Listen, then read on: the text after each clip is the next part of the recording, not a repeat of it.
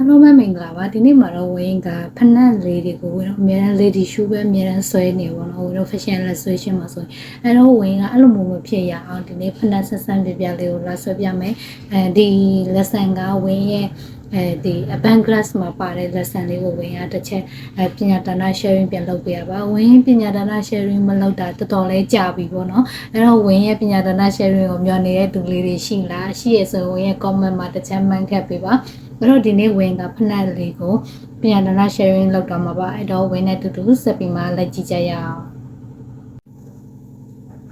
အဲ့တော့ပထမအဆုံးဝင်းတို့ကဒီဖနက်လေးကိုအရင်စဆွဲမယ်ဖနက်ဆွဲတဲ့အခါမှာဝင်းတို့အခုံးလေးဆွဲမယ်ပေါ့နော်ခေါင်းငယ်ခုံပုံစံလေးဆွဲမယ်ပြီးတော့ရင်ဖနက်ရဲ့ shape အထူပုံစံလေးကိုပါဝင်းတို့ထည့်ပြီးမှဆွဲမယ်ပြီးတော့ရင်ဝင်းကအတွန်းပုံစံလေးထည့်ဆွဲမှာဖြစ်တဲ့အတွက်ကြောင့်ဒီဝင်းတို့ရဲ့ကြိုးလေးကိုပါ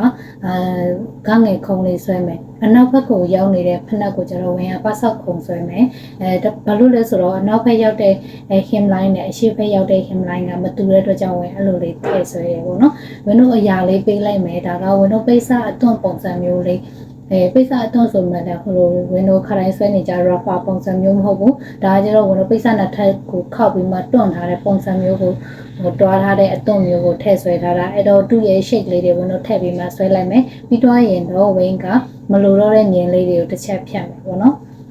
အဓိကဒီခြေမျက်စိမှာဆိုရင်ဝင်းတို့သူ့ရဲ့ hem line လေးတွေကမှန်ဖို့လိုတယ်ခေါင်းငယ်ခုံနဲ့ပတ်ဆောက်ခုံနဲ့အနောက်ကခြေထောက်နဲ့အရှေ့ကခြေထောက် hem line တွေကွာတယ်အဲ့ဒါလေးကိုတစ်ချက်တတိထားပြီးမှဆွဲပြီးဖို့လိုတယ်ပေါ့နော်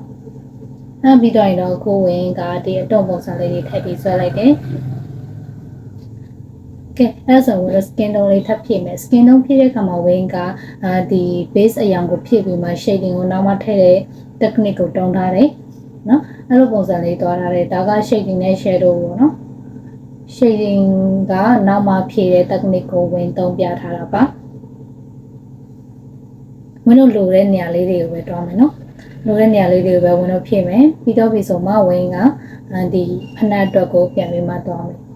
ဖနက်မှာကျတော့ဝင်းကလိမ်မော်ရောင်တုံးထားတယ်လိမ်မော်ရောင်ဝင်းက torch mark တဲ့က23နံပါတ်ကိုတုံးထားတယ်ဒါကို shading အနေနဲ့ဝင်းကတုံးထားတာပါအဲ့တော့ shading ကြားမဲ့နေရာလေးဝင်လိုက်ချက်မယ်ဒီမှာကောင်းငယ်ခုံးစိုးကိုသူ့ရဲ့ဘေးရဲ့စွန်းနှစ်ဖက်မှာဝင်းတို့ shading ရှိရမယ်ပြီးတော့ရင်ဝင်းခလဲမှာအကွက်လေးတွေဆွဲထားရှိရဲအဲ့ဒါကဝင်းတို့ shading တွန်းလိုက်လို့ပေါ်လာတဲ့ shading ပုံစံမျိုးဖြစ်တဲ့အတွက်ကြောင့်အဲ့ဒါလေးတွေကိုပါအခုဝင်းထည့်ပေးတဲ့ shading တိုင်းလိုက်ပြီးမှထည့်ပေးရမယ်ပေါ့နော်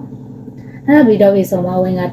24 touch mark ကိုတုံးထားတယ်အဲ့ဒါကိုမှဝင်းက base အရောင်ထည့်တုံးတယ်အဲ့ဒါကိုမှဝင်းတို့ဒီ shading ပေါ်ပြန်ထပ်ပြီးတော့ပြီဆိုမှ base အပြည့်ပြန်ဖြည့်မယ်ပြီးတော့ရင် color palette အနေလေးနဲ့ shadow ပြန်ချမယ်ပြီးတော့ပြီဆိုမှဝင်းက highlight လေးပြန်ထည့်မယ်ပေါ့နော်အဲ့ဒီအပိုင်းကတော့ဝင်း rock color တွေနဲ့ skip ဖြစ်သွားလို့အဲ့ဒါလေးကိုတော့ quad နဲ့ကိုပဲဖြည့်လိုက်ကြတော့နော်အဲ့ဆိုရင်နောက်ထပ်ဗီဒီယိုတွေမှာထပ်ပြီးမှတွေ့ကြပါမယ်အားလုံးပဲတတ်တာ